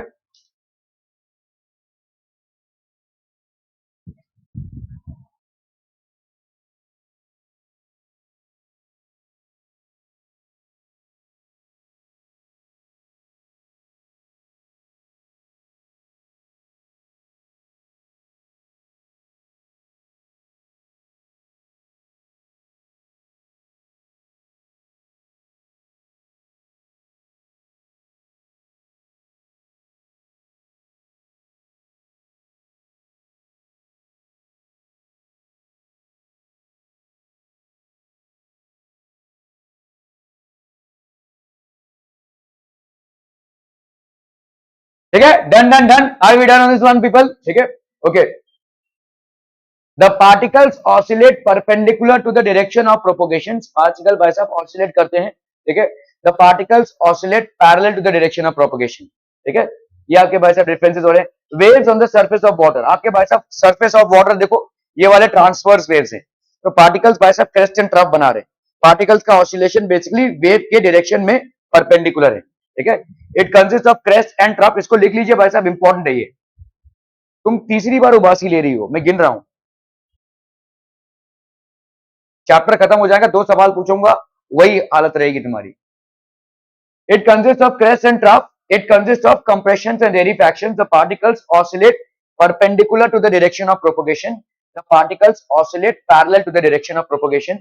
Waves on the surface of water, और ये हो गया आपके sound waves. देखो sound waves, जैसे देखो कोई बोल रहा है, when I am talking to you, what is happening? Compression और rarefaction, ये वाला जो disturbance है आप तक पहुंच रहा है, ठीक है। compression rarefaction ऐसे आप तक पहुंच रहा है। आप बोल रहे हैं भाई साहब ये धक्कम धुक्की जो चल रही है, ये धक्कम धुक्की अगर इतनी स्पीड से चल रही है, तो आपका भाई साहब स्पीड अगर आप देखें कि लाइट का स्पीड जो है, ठीक है, लाइट का स्पीड है आपका कितना, 3 इंटू 10⁸ मीटर पर सेकेंड, और भाई साहब जो साउंड का स्पीड है दैट इज जस्ट 340 मीटर पर सेकेंड, बहुत कम है, 340 मीटर पर सेकेंड, ठीक है, इन एयर। क्लियर है भाई साहब, are be clear on this वनम पीपलम?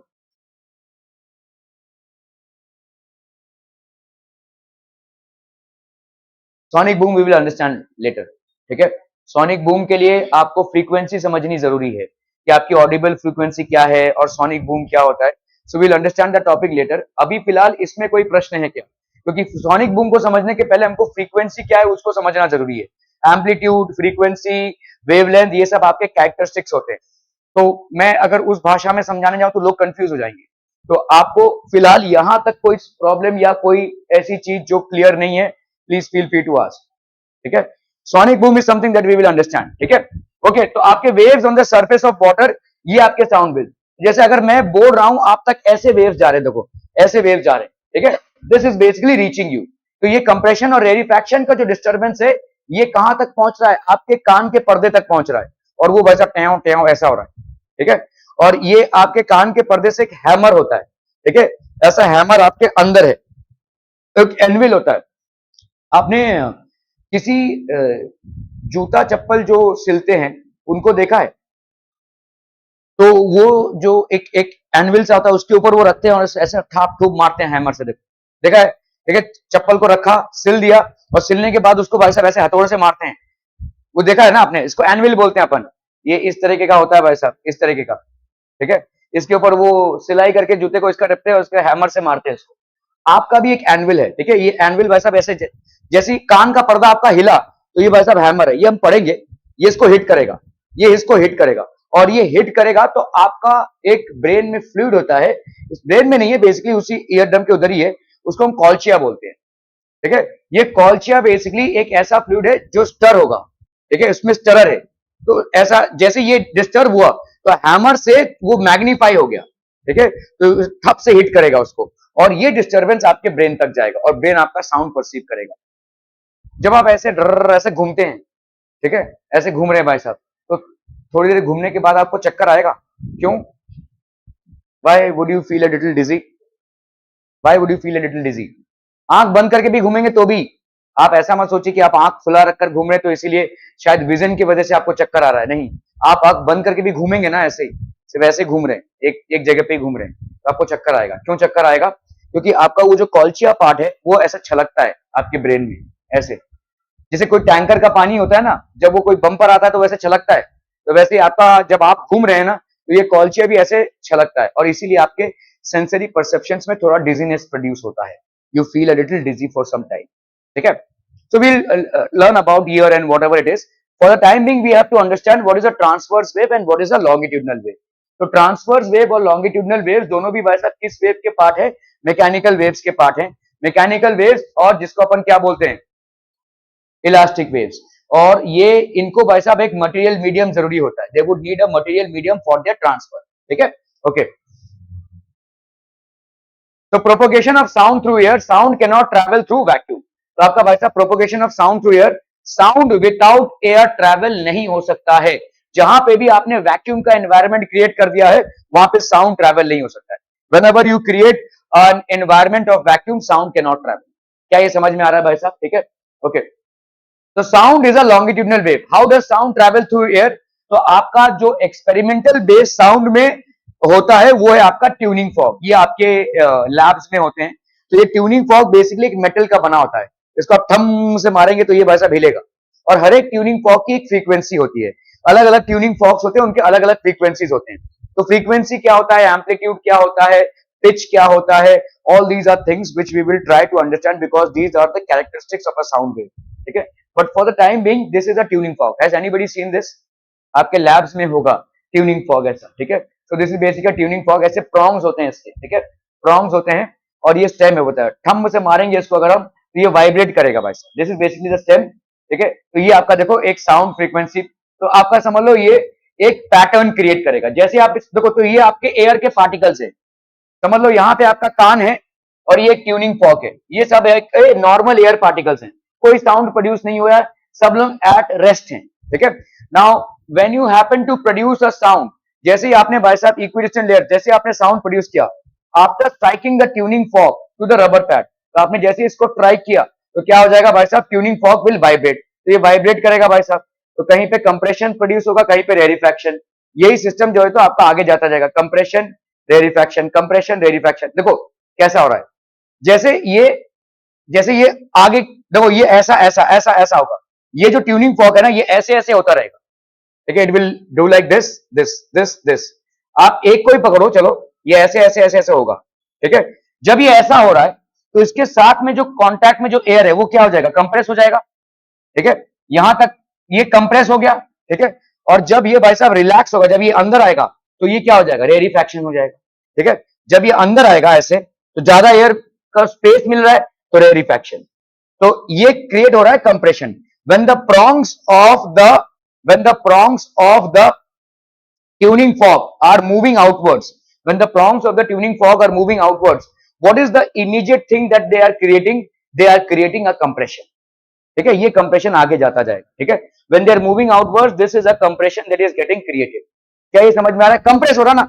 देखो भाई साहब आपने क्या कर दिया, यहां पे सब लोग रेस्ट पे थे, अचानक से आपने इनके स्पेस को स्क्वीज डाउन कर दिया। ये ट्यूनिंग फॉक का भाई साहब एक प्रॉन्ग है और ये एयर का लेवल है। ठीक है, अचानक से ये इधर आया तो ये भाई साहब क्या हो गया? कंप्रेस हो गया ना, इसको अभी कम जगह मिल रही है। So this portion of the air gets compressed. यहाँ पे मीडियम पार्टिकल्स एयर के क्या हो जाएंगे? They will come closer to each other. तो कंप्रेशन में क्या चीज हो रही है? ठीक है, particles come closer to each other, the particles come closer to each other, the particles come closer to each other. और क्या हो जाएगा बोलो कंप्रेशन में? Density will increase, density will increase. यहाँ पे भाई साहब डेंसिटी आपका बढ़ जाएगा, ठीक है। The particles will come closer to each other, the density of the particles would increase. क्या ये समझ में आ रहा है भाई साहब, ठीक है, okay. So as it moves inwards, अभी जब ये इनवर्ड मूव करेगा तो क्या हो जाएगा बोलो, इनवर्ड मूव करेगा मतलब अभी इसको ज्यादा फैलने का मौका मिल जाएगा। देखो पहले तो यहां पे था, जैसे इधर मूव किया तो यहां पे कंप्रेस हो गया, और जैसे इधर मूव किया तो ज्यादा जगह मिल गई भाई साहब, तो इसको बोलते हैं अपन रेरिफैक्शन।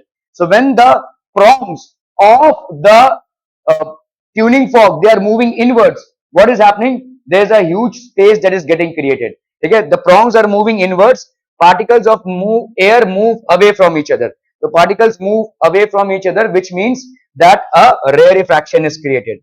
rarefaction create होता है मतलब आपका डेंसिटी कम हो जाएगा, density of air will be lesser, घनत्व कम हो जाएगा, ठीक है। This is going to reduce. क्या ये समझ में आ रहा है भाई साहब, तो ये हो गया आपका रेरिफैक्शन। तो आपका जैसे ही ये इधर मूव होगा तो कंप्रेशन, इधर मूव होगा तो रेरिफैक्शन, कंप्रेशन रेरिफैक्शन, कंप्रेशन रेरिफैक्शन, और ये बहुत जोर से भाई साहब वाइब्रेट होता है, तो बहुत जोर से आपके कंप्रेशन और रेरिफैक्शंस क्रिएट होते हैं। हर साउंड प्रोड्यूसिंग सोर्स का यही अंजाम है, ठीक है। अभी मैं जो आपसे बात कर रहा हूं तो मेरे वोकल कॉर्ड्स वाइब्रेट कर रहे हैं, मेरे मुंह से जो एयर निकल रहा है वो भी सामने वाले एयर को कंटिन्यूअसली कंप्रेशन और रेरिफैक्शन प्रोड्यूस कर रहा है, ठीक है। That's the reason you are able to hear me. कोई भी साउंड, ठीक है, ये कंप्रेशन और रेरिफैक्शन कंटिन्यूअसली प्रोड्यूस करेगा, ठीक है। Any questions till this point people? So the compression moves ahead because the air is elastic in nature. इसीलिए देखो हमने क्या नाम दिया था, मैकेनिकल वेव्स और इलास्टिक वेव्स, ठीक है। कोई इलास्टिक जैसे रबड़ बैंड है भाई साहब, ठीक है, रबड़ बैंड का भाई साहब क्या कैरेक्टरिस्टिक है, उसको आप स्ट्रेच कर सकते हैं, उसको आप मतलब वो आपका भाई साहब कम भी हो सकता है साइज, उसका काम साइज ज्यादा भी हो सकता है। तो एयर में भी ऐसी इलास्टिसिटी है। ये रेयरिफैक्शन मतलब ये पार्टिकल्स दूर हट गए, कंप्रेशन मतलब कंप्रेस हो गए, compression rarefaction, compression rarefaction. Air is elastic in nature, the nature of air particles is elastic and that is the reason due to compression and rarefaction the sound is able to propagate ahead. क्या ये समझ में आ रहा है भाई साहब? अगर आपका एयर का स्टिफ नेचर होता, इलास्टिक नेचर नहीं होता, तो अगर कंप्रेशन रेरिफैक्शन नहीं क्रिएट होता तो you wouldn't have been able to hear any sound, कोई साउंड आपको नहीं सुनाई देता, ठीक है। For example if you go to other planets where there is no atmosphere, ठीक है, तो आप भाई साहब सुन नहीं पाएंगे। अगर मून में दो एस्ट्रोनॉट्स जाते हैं तो आपस में बात करने के लिए उनको वो फोन, वायर्ड वाला फोन चाहिए। आप यहाँ पे भी हैं, अगर मैं कोई बात कर रहा हूँ आप नहीं सुन पाएंगे, ठीक है। सो वैसे वो ऐसा फोन होता है ना, वैसा वाला फोन आपको वहां पे लगाना पड़ेगा, आपको सुनना पड़ेगा, ठीक है, मैं क्या बोल रहा हूँ। If two astronauts land on the moon, even if they are separated by a very close distance, they will not be able to hear each other. Why? Because they do not have air in between, ठीक है। मतलब इतने पास होने के बावजूद भी एक दूसरे को नहीं सुन पा रहे क्योंकि एयर नहीं है बीच में, मीडियम पार्टिकल्स का वाइब्रेशन नहीं होगा, मीडियम पार्टिकल्स का वाइब्रेशन नहीं होगा तो कंप्रेशन और रेरिफैक्शन नहीं क्रिएट होगा। अगर कंप्रेशन और रेरिफैक्शन नहीं क्रिएट होगा तो साउंड प्रोड्यूस होने के बावजूद भी आगे नहीं जाएगी, ठीक है। इसीलिए आपको वैसा वो फोन, जैसे बच्चे लोग खेलते हैं ना, स्ट्रिंग लगाकर, ऐसा तार लगाकर फोन, वैसा वाला फोन यूज करना पड़ेगा, ठीक है। So the compression moves ahead because the air is elastic in nature. तो ये देखो, ये ट्यूनिंग फॉग है, ये आपका एक्चुअली में हो रहा है। देखो ट्यूनिंग फॉग भाई साहब देख रहे हो, कंप्रेशन रेरिफैक्शन, कंप्रेशन रेरिफैक्शन, ये भाई साहब आगे जा रहा है। This is the compression rarefaction which is there. कोई एक तार है, देखो इस तार को भाई साहब आपने हिला दिया तो यही होगा। ये आपका जो कान का पर्दा है ये भी ऐसा ही है, कान का पर्दा भी ऐसा ही होता है, ऐसे ही हिल रहा है वैसे, ठीक है। तो ये जो कंप्रेशन और रेरिफैक्शन, जो डिस्टर्बेंस क्रिएट हो रहा है, यही जाकर आगे हैमर करता है और यही हैमरिंग जो है आपके ब्रेन तक पहुंचती है। ये कंप्रेशन और रेरिफैक्शन का फंडा समझ में आ रहा है भाई साहब? तो एयर एक बार कंप्रेस होगा, एक बार रिलैक्स होगा, compress relax, compress relax, compress relax. तो कंप्रेशन एंड रेरिफैक्शन के पैटर्न से आपका साउंड आगे प्रोपोगेट हो रहा है। Are we clear on this one people?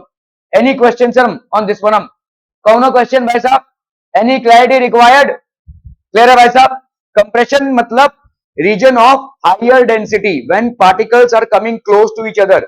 रेरिफैक्शन मतलब region of lower density when particles are getting separated from each other, and this is how the sound is propagated, ठीक है। क्लियर है? Are we clear? How does sound travel through air when we talk? तो अगर आप भाई साहब बात कर रहे हैं, एयर कॉलम, लेट्स से ये पार्टिकल्स ऑफ एयर है, ये भाई साहब आपका लिसनर है, और ये भाई साहब सोर्स ऑफ साउंड है। तो समझ लो कोई बिल्डिंग के ऊपर से भाई साहब चिल्ला रहा है, ठीक है, ओके। तो अगर ये चिल्ला रहा है तो ये क्या हुआ, हेलो जब बोलता है ये इसका कंप्रेशन रेरिफैक्शन भाई साहब आगे तक ट्रैवल हो रहा है, ठीक है। This compression and rarefaction basically travels, ठीक है। जैसे इसने भाई साहब हेलो बोला तो ये कंप्रेशन रेडिफेक्शन आगे तक ट्रैवल हुआ, ठीक है, दिस इज बेसिकली ट्रैवलिंग, ठीक है, and the listener is able to hear the sound, तो लिसनर भी भाई साहब able to hear the sound. Sound can not travel through vacuum, अगर आपको इसको प्रूव करना है तो how will you prove it, ठीक है, that sound can not travel through vacuum. एक एक्सपेरिमेंट है जिसको हम बेल जार एक्सपेरिमेंट बोलते हैं, ठीक है, तो एक जार है जिसको आप बाहर से देख पा रहे हैं और उस जार के अंदर एक आपने घंटी को लटका के रख दिया है, बेल को। आपने ये छोटे में ये एक्सपेरिमेंट पढ़ा होगा आपके बुक्स में, तो बेल जार एक्सपेरिमेंट में बेल जार मतलब ये उल्टा जार है ऐसे, और इसको बाहर से आप देख सकते हैं ट्रांसपेरेंट है, यहाँ पे आपका एक घंटी लगा हुआ है और उसमें एक एयर कूलर भी है, वैक्यूम कूलर है, ठीक है, तो उसमें आपने कनेक्ट करके रखा हुआ है, तो जब तक उसके अंदर एयर है नॉर्मल कंडीशंस में आप बेल जार को थोड़ा सा शेक करेंगे सिस्टम को तो आपको घंटी की आवाज बाहर तक सुनाई देगी। आपने पूरे एयर को बाहर निकाल दिया बेल जार के, मतलब अभी क्या क्रिएट हो गया, वैक्यूम। अभी आप उसको अगर मतलब शेक करेंगे तो आपको घंटी हिलती हुई दिखाई देगी लेकिन आपको साउंड नहीं सुनाई देगा, ठीक है, आपको साउंड नहीं सुनाई देगा। क्लियर है, समझ में आ रहा है ये, ठीक है। Let us understand through a demonstration. तो आपका भाई साहब ये बेल जार है, let's say this is basically a bell jar, take a glass of bell jar, ठीक है, place a cork, keep it air tight, ठीक है, आपने यहाँ पे भाई साहब क्या कर दिया, वैक्यूम कूलर लगा दिया है, ठीक है, connect the bell to a battery and a key, आपने भाई साहब बैटरी और की भाई साहब कनेक्ट कर दिया यहाँ पे, ठीक है, सो व्हाट विल हैपन, यहाँ पे आपका, ठीक है, यहाँ पे आपको साउंड सुनाई देगा, ठीक है, when you connect the bell, जैसे आपका कॉलिंग बेल होता है वही आपने डाल दिया, the electric current flows through the circuit and the moment the bell starts ringing you are able to hear it from outside, connect the bell to a vacuum pump. अभी भाई साहब आपने क्या कर दिया, यहां से वैक्यूम पंप का, ये तो आपका इलेक्ट्रिसिटी का कनेक्शन है, ठीक है, जैसे आप कॉलिंग बेल दबाते हो तो आपको आवाज सुनाई देती है, वैसा ही आपने भाई साहब अपने कॉलिंग बेल को इस बेल जार के अंदर डाल दिया है। ये एक ऐसा बेल जार है जिसको आपने वैक्यूम पंप से कनेक्ट करके रखा है। वैक्यूम पंप क्या होता है, it has the ability to suck the air out, ठीक है, तो ये पूरे एयर को, जार के अंदर जो एयर है उसको पुल आउट कर देगा, ठीक है। अगर आपने इसको चालू कर दिया, ठीक है, मॉलिक्यूल्स ऑफ एयर है, now these are basically vibrating, जिसके वजह से साउंड आप बाहर तक सुन पा रहे हैं। The moment you hit the key, the bell jar will produce sound because the molecules of air are vibrating, ठीक है, और आपको साउंड बाहर तक सुनाई देगा।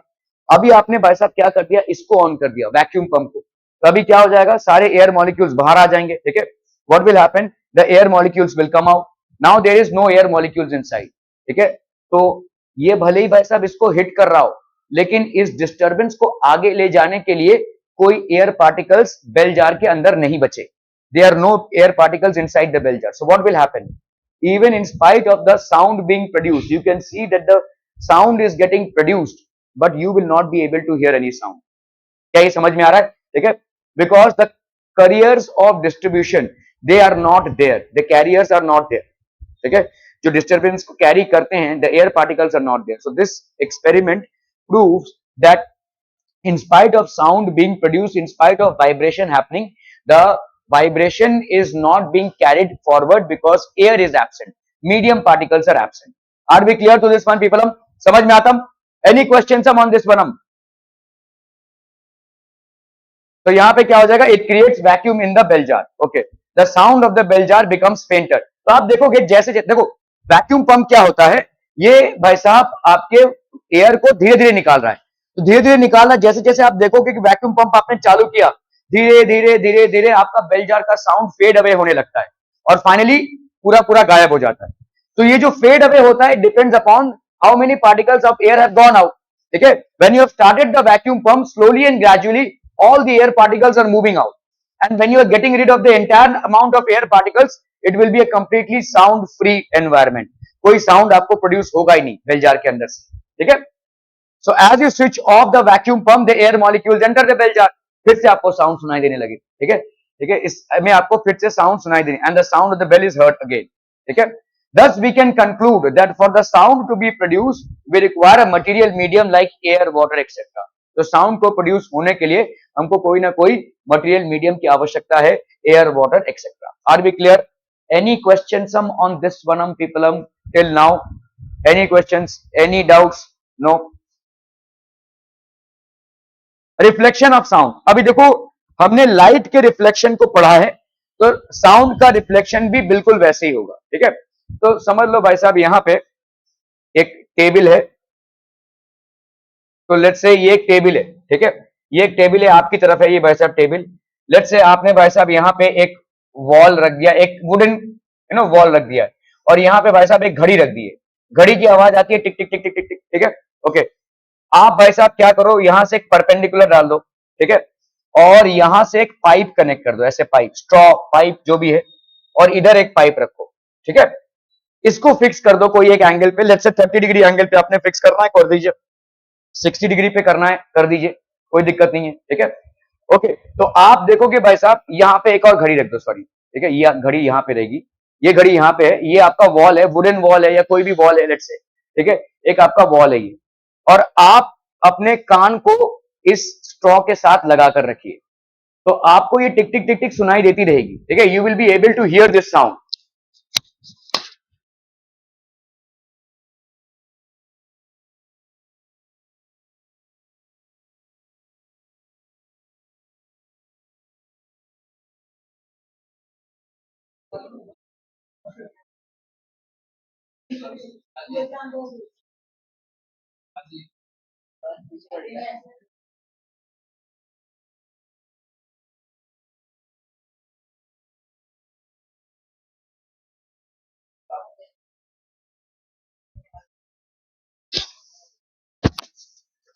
ठीक है, अभी देखो आप अपने कान को भाई साहब, ठीक है, आप देखो यहाँ पे पहले 60 डिग्री का एंगल ले लो, 70 डिग्री का एंगल ले लो, फिर धीरे धीरे जैसे, तो आपको सब में साउंड सुनाई देगा, आप सारे में साउंड सुनाई देंगे, ठीक है। आप 60 डिग्री पे रखेंगे ये वाले को, यहाँ पे आपने 60 डिग्री रखा, फिर आपने भाई साहब लेट से 50 डिग्री रखा, फिर आपने 40 डिग्री रखा, लेकिन आपको सबसे शार्प साउंड जो है वो 30 डिग्री पे सुनाई देगा। आपने पढ़ा हुआ है, लाइट रे जब ट्रेवल करता है, तो ये अगर आपने नॉर्मल ड्रॉ किया है, ये हो गया आपका एंगल ऑफ इंसिडेंस, ये हो गया आपका एंगल ऑफ रिफ्लेक्शन, ठीक है, और एंगल ऑफ इंसिडेंस हमेशा एंगल ऑफ रिफ्लेक्शन के बराबर होता है। यहां पे भी लगभग वही हो रहा है, साउंड तो ट्रैवल कर रहा है, लेकिन साउंड का सबसे प्रिसाइज, जो सबसे सटीक वॉइस आपको मिलेगा वो होगा जब आपने इसको 30 डिग्री पे रखा है।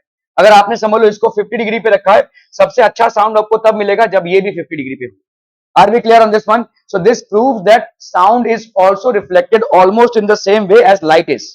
जिस तरह से लाइट रिफ्लेक्ट होता है, लगभग उसी तरह से साउंड भी रिफ्लेक्ट हो रहा है। Are we clear on this one?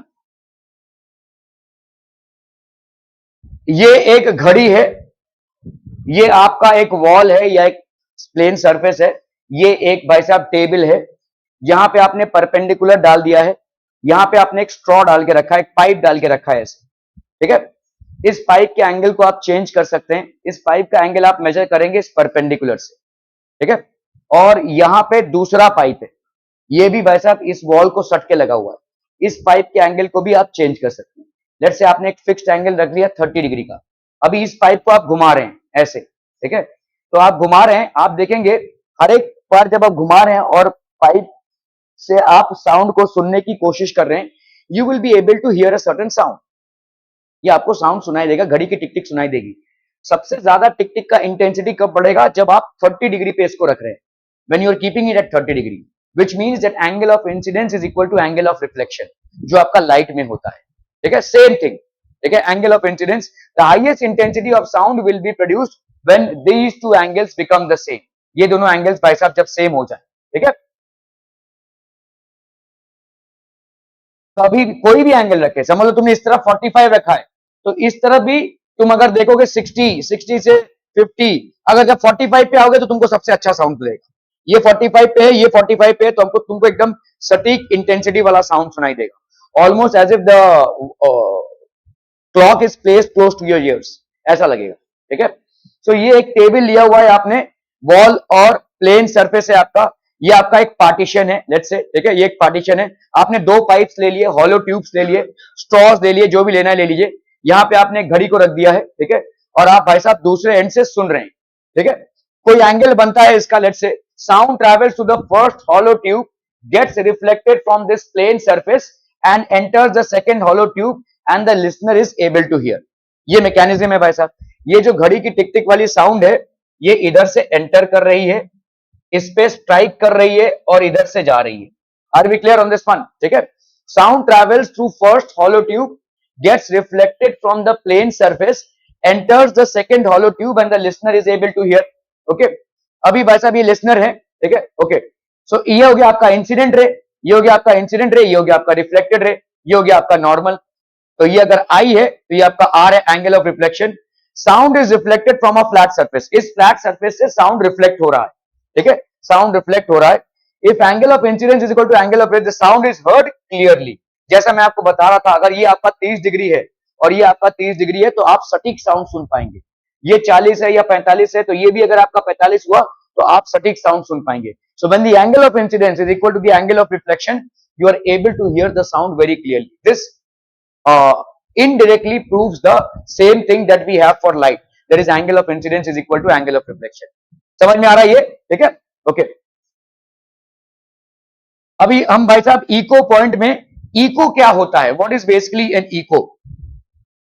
तो पहाड़ों में जाकर इको को फील करना, अगर आप समझो वो तो एक अलग बात है, लेकिन आप जब किसी ऐसे नए फ्लैट में आते हैं, नए रूम में समझ लो ऐसी एंट्री कर रहे हैं और आप बातें करने की कोशिश कीजिए, आपको हल्का हल्का इको सुनाई देगा, ठीक है। जिस फ्लैट में आपका फर्नीचर नहीं है, कर्टन्स नहीं है, सोफा सेट वगैरह नहीं है, कुछ भी नहीं है, खाली फ्लैट है, उसमें आप एंटर कीजिए और एक दूसरे से बातें कीजिए, आपका वॉइस जो है वो थोड़ा सा इको मोड में होगा, ठीक है। तो इको होता क्या है, echo is reflection of sound. मैं जो अभी आपसे बात कर रहा हूं, क्या ये रिफ्लेक्ट हो रहा है, देखो इस दीवार से, इस दीवार से, ऊपर सीलिंग से, पंखे से, फ्लोर से, सारे जितने भी आपको सरफेसेस यहां पे दिख रहे हैं उन सब से रिफ्लेक्शन हो रहा है, उन सब से रिफ्लेक्शन हो रहा है।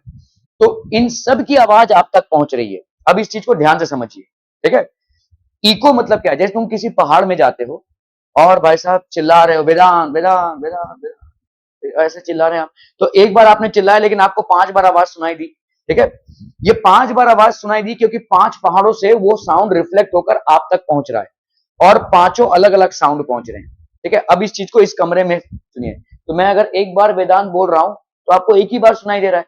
आप बोल रहे भाई साहब इधर से भी तो रिफ्लेक्ट हो रहा है, ऊपर से भी तो रिफ्लेक्ट हो रहा है, फ्लोर से भी तो रिफ्लेक्ट हो रहा है, इस वॉल से भी तो रिफ्लेक्ट हो रहा है, इन सब का रिफ्लेक्शन तो कम से कम 5-6 बार हमको सुनाई देना चाहिए, लेकिन नहीं सुनाई दे रहा है।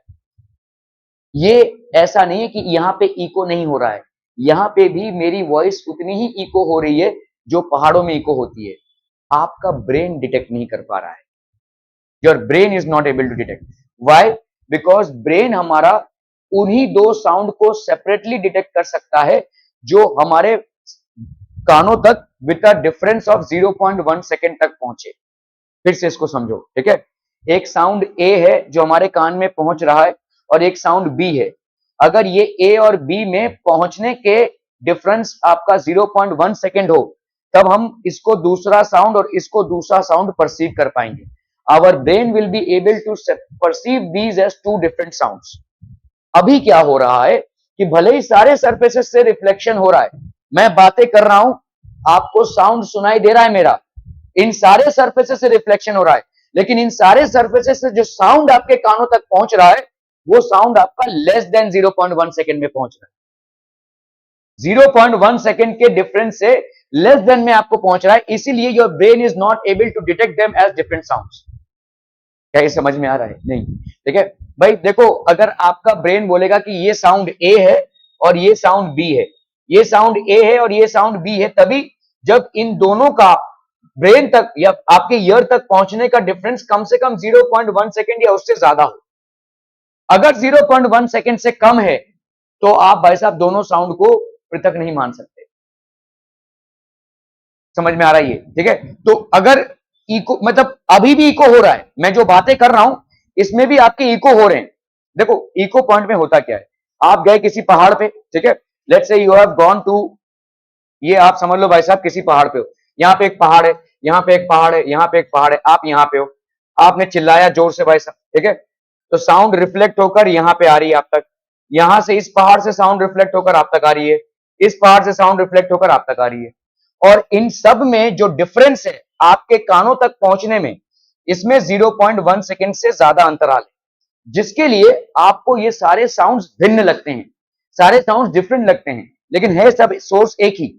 समझ में आ रहा है? ये टकरा कर पहुंचा, ये टकरा कर पहुंचा, ये टकरा कर पहुंचा, जैसे आपका समझ लो ये आपको टकरा कर पहुंचा रहा होगा लेट्स से 1 सेकेंड में, ये वाला टकरा कर पहुंचा रहेगा 1.2 सेकेंड्स में, और ये टकरा कर पहुंचा रहेगा लेट्स से 1.3 सेकेंड्स में।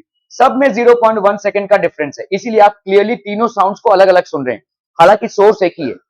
अभी यही चीज भाई साहब आपके रूम में है, लेट्स से मैं यहाँ पे खड़ा हूं, इस आप यहाँ पे बैठे हैं, इससे रिफ्लेक्ट होकर आ रहा है, इस दीवार से रिफ्लेक्ट होकर आ रहा है, इस दीवार से रिफ्लेक्ट होकर आ रहा है, लेकिन ये जो रिफ्लेक्ट होकर पहुंच रहा है, ये सब के सब भाई साहब लेस देन 0.1 सेकंड में पहुंच रहे हैं। मतलब इस दीवार से 1 सेकंड में आप तक साउंड पहुंच रहा होगा, दूसरे दीवार से भाई साहब आपका 1.0001 सेकंड में आप तक पहुंच रहा होगा, तीसरे दीवार से आपका 1.00002 सेकंड में आप तक पहुंच रहा होगा। तो आप देखोगे इनमें जो डिफरेंस है वो 0.1 सेकंड से लेसर है। इसीलिए आप मेरे साउंड जो रिफ्लेक्ट हो रहा है मेरे सारे दीवारों से, उसको आप अलग अलग नहीं सुन पा रहे हैं, उसको आप सेम ही सुन पा रहे हैं। ठीक है, you are actually perceiving one sound only because the difference in reflection from all these surfaces is lesser than 0.1 seconds, and hence your brain is not able to decode them as different sounds. Your brain will be able to decode two sound sources as different only when they happen to reach your ear with a difference of 0.1 second. ठीक है, और इसीलिए eco produce होता है। ठीक है, हालांकि eco सब जगह प्रोड्यूस हो रहा है, echo is happening on every place. Okay, it's just that it is reaching so fast to your ear that the difference in the two sounds that your ear is receiving is less than 0.1 second. तो आप समझ लो किसी पहाड़ पे गए भाई साहब, have you ever been to an echo point? So let's say this is an observer. If he shouts, when the observer shouts, ठीक है, the sound produced by the observer hits different surfaces. अलग अलग पहाड़ों पे वो hit कर रहा है, ठीक है, and returns after reflection from those surfaces at different time intervals. अलग अलग टाइम इंटरवल्स पे ये हिट करके वापस आ रहा है। ठीक है, और ये टाइम इंटरवल जो है 0.1 सेकंड से ज्यादा होता है। ठीक है, this reflection of sound from different surfaces is called as echo. ठीक है, is called as echo. Echo यहां पे भी हो रहा है, इको किसी भी सरफेस पे आप जहां पे भी होंगे वहां पे इको प्रोड्यूस होगा, लेकिन आपका ब्रेन डिकोड नहीं कर पा रहा है। सिर्फ पहाड़ी इलाकों में ही आपका इको डिकोड हो पा रहा है। ठीक है, आपका ब्रेन यहां पे इको को डिकोड नहीं कर पा। क्या ये समझ में आ रहा है भाई साहब? ठीक है, are we clear? Any question so far? Any question on the echo point? भाई साहब आपका इको होता क्या है? Okay, so echo is repetition of sound due to reflection of original sound from any surface. किसी भी original sound का reflection. Conditions required to hear an echo. The human ear can distinguish between two sound waves only if there is a time difference of at least 1/10th of a second.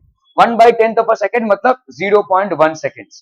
ठीक है, एक second का 10वां हिस्सा मतलब 0.1 second. इसको लिखने की कृपा करें जरा।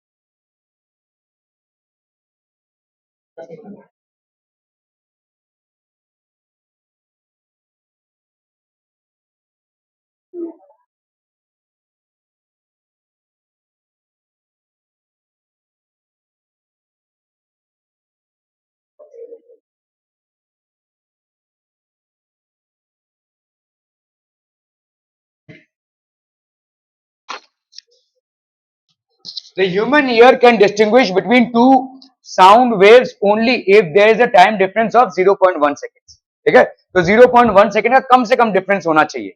This is basically our human ear. हमारा ब्रेन जो है वो डिकोड तभी कर पाएगा दो साउंड्स को अलग अलग जब उनमें डिफरेंस कम से कम 0.1 सेकेंड या उससे ज्यादा। ठीक है, क्लियर? आपका समझ लो ये दो हेलोज हैं, और ये जो दो हेलोज हैं और इनके बीच में जो डिफरेंस है 0.1 सेकेंड से ज्यादा है तभी आप इन दोनों को अलग अलग कर सकते हैं, ठीक है। So when the sound enters the ear, the brain processes the sound and we are able to understand it, ठीक है। तो यहाँ पे ये ईयर से एंटर हो रहा है। When the two sounds enter the ear in more than 1/10th of a second, both the sounds can be understood. तो आपका भाई साहब दोनों भी साउंड अंडरस्टूड हो जाता है, ठीक है। When the two sounds enter the ear within 1/10th of a second, then the brain will understand it as one single sound, ठीक है। अगर भाई साहब दोनों एक साथ आ रहे हैं, जैसे समझो सब लोग यहाँ पे चिल्ला रहे हो हेलो बोलकर, ठीक है, I will hear it only as one sound, क्योंकि मेरे ब्रेन में जो है वो साउंड का डिफरेंस ही प्रोड्यूस नहीं हो रहा है। जब भी दो साउंड के बीच में 0.1 सेकेंड का डिफरेंस होगा तभी हमारा ब्रेन उसको दो डिफरेंट साउंड्स मानेगा, otherwise it will consider it as one sound even if it is produced from two different sources, ठीक है, एक ही साउंड मानेगा, ठीक है, okay. So echo can be heard only if the distance between the observer and the reflecting surface is at least 17.2 meters. ये कैसे आ रहा है, ठीक है, ये भाई साहब एक कैलकुलेशन से आ रहा है। समझ लो भाई साहब ये साउंड सोर्स है और ये कोई दीवार है, ठीक है।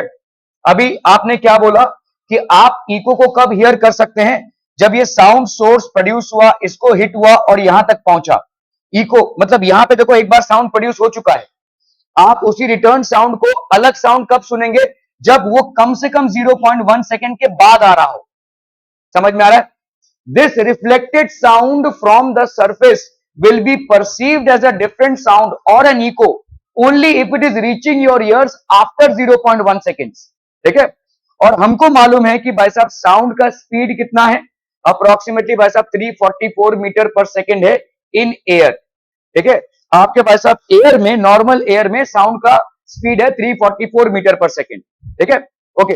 अभी भाई साहब अभी समझ लो इस डिस्टेंस, ये डिस्टेंस है आपका x, तो हमने मान लिया कि हमको इको सुनाई दिया, हमने जो साउंड यहां पे प्रोड्यूस किया उसका इको हमको सुनाई दिया। Let's say this distance is x, तो साउंड ने कितना डिस्टेंस ट्रैवल किया, जाने में x और आने में x, तो x प्लस x कितना डिस्टेंस हो गया 2x। टोटल डिस्टेंस ट्रैवल्ड भाई साहब आपका कितना हो गया, टोटल डिस्टेंस ट्रैवल्ड हो गया यहाँ पे 2x, ठीक है, क्लियर है, ओके। एंड विथ आपका मिनिमम टाइम क्या होना चाहिए 0.1 सेकेंड, ठीक है। तो अगर हमने टाइम मान लिया यहाँ पे क्या 0.1 सेकेंड, तो आपका स्पीड क्या हो जाएगा, speed is equal to distance upon time. तो स्पीड आपका है यहाँ पे 344, डिस्टेंस हो गया आपका 2x और ये हो गया आपका 0.1, तो 2x की वैल्यू कितनी हो गई 34.4 मीटर पर सेकेंड। तो x की वैल्यू कितनी हो जाएगी 34.4 अपॉन 2 दैट इज 17.2, ऐसे आ रहा है आपका 17.2 मीटर्स, ठीक है। तो इको को सुनने के लिए आपके साउंड प्रोड्यूसिंग सोर्स से इको का डिस्टेंस कम से कम 17.2 मीटर्स होना चाहिए, ठीक है, कम से कम 17.2 metres, because that's the minimum distance after which you will be able to hear the reflected sound and you will be able to distinguish। देखो यहाँ पे साउंड प्रोड्यूस हुआ और यहाँ पे वही साउंड आप तक रीच हुआ, इन दोनों के बीच में जब 0.1 सेकेंड या उसके ज्यादा का डिफरेंस हो तभी आपका ब्रेन दो अलग साउंड्स परसीव करेगा, ठीक है। And the minimum distance for this is 17.2 metre, that's how the minimum distance is 17.2 metres. So let's say between the sound producing source and the first reflecting surface that the sound is hitting is x. So you have produced the sound, it is reaching you after reflection. Your brain is able to recognize this reflected sound as an echo only if it is reaching your ears after 0.1 seconds. So which means that the time, minimum time taken is 0.1 second. So अगर हमने इसको time मान लिया और distance हो गया आपका, total distance हो गया 2x, speed is distance upon time, तो डिस्टेंस अपॉन टाइम मतलब 2x बाई, ठीक है, 2, तो आपका ये हो गया भाई साहब speed that is 34.4, that will be equal to 344 upon 2, तो आपका 17.2 आ जाएगा ये, ठीक है, क्लियर है। This is the minimum distance. So echo can be heard only if the distance between the observer and the reflecting surface is at least 17.2 meters. Velocity is equal to distance upon time, distance हो गया आपका velocity into time. Velocity of sound in air is 344 meter per second, ठीक है, आपका distance हो गया 34.4, but the distance between the observer and the reflecting surface is 17.2 meters. तो आपका भाई साहब यहाँ पे echo can be heard only if the reflecting surface is very large, ठीक है। आपका भाई साहब रिफ्लेक्टिंग सरफेस अगर बहुत ज्यादा बड़ा हो तभी आप इको को हियर कर सकते हैं। इसको लिख लीजिए भाई साहब, आपका 17.2 metres, and also the echo can be heard only if the reflecting surface is too large.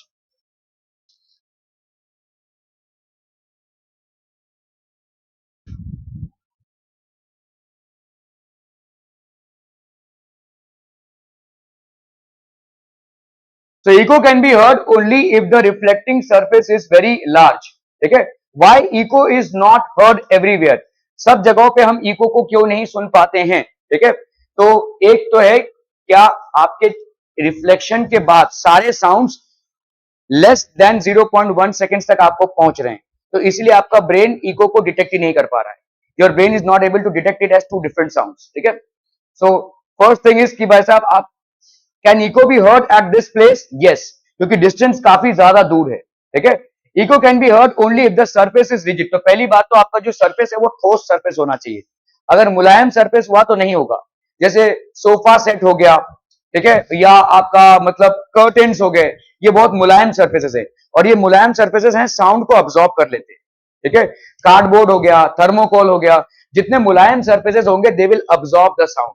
ठीक है? आप देखोगे जब आप मल्टीप्लेक्स में जाते हो तो ये एक सिनेमा हॉल है, ये एक सिनेमा हॉल है, सिनेमा हॉल के अंदर कितनी जोर से साउंड प्रोड्यूस हो रहा है, लेकिन बाजू के सिनेमा हॉल में दूसरा कुछ सिनेमा चल रहा है, तो इसका साउंड उधर नहीं जा रहा है, उसका साउंड इधर नहीं आ रहा है. क्यों? क्योंकि उन्होंने एक्वेस्टिक्स लगा के रखे हैं, उन्होंने साउंड अब्सॉर्बर्स लगा के रखे हैं जो इसको अब्सॉर्ब करते हैं. आपका सोफा सेट हो गया, आपके पास बेड्स हो गए, कुशन्स हो गए, कारपेट्स हो गए, कर्टन्स हो गए, ये सारे ऐसे तमाम चीजें हैं.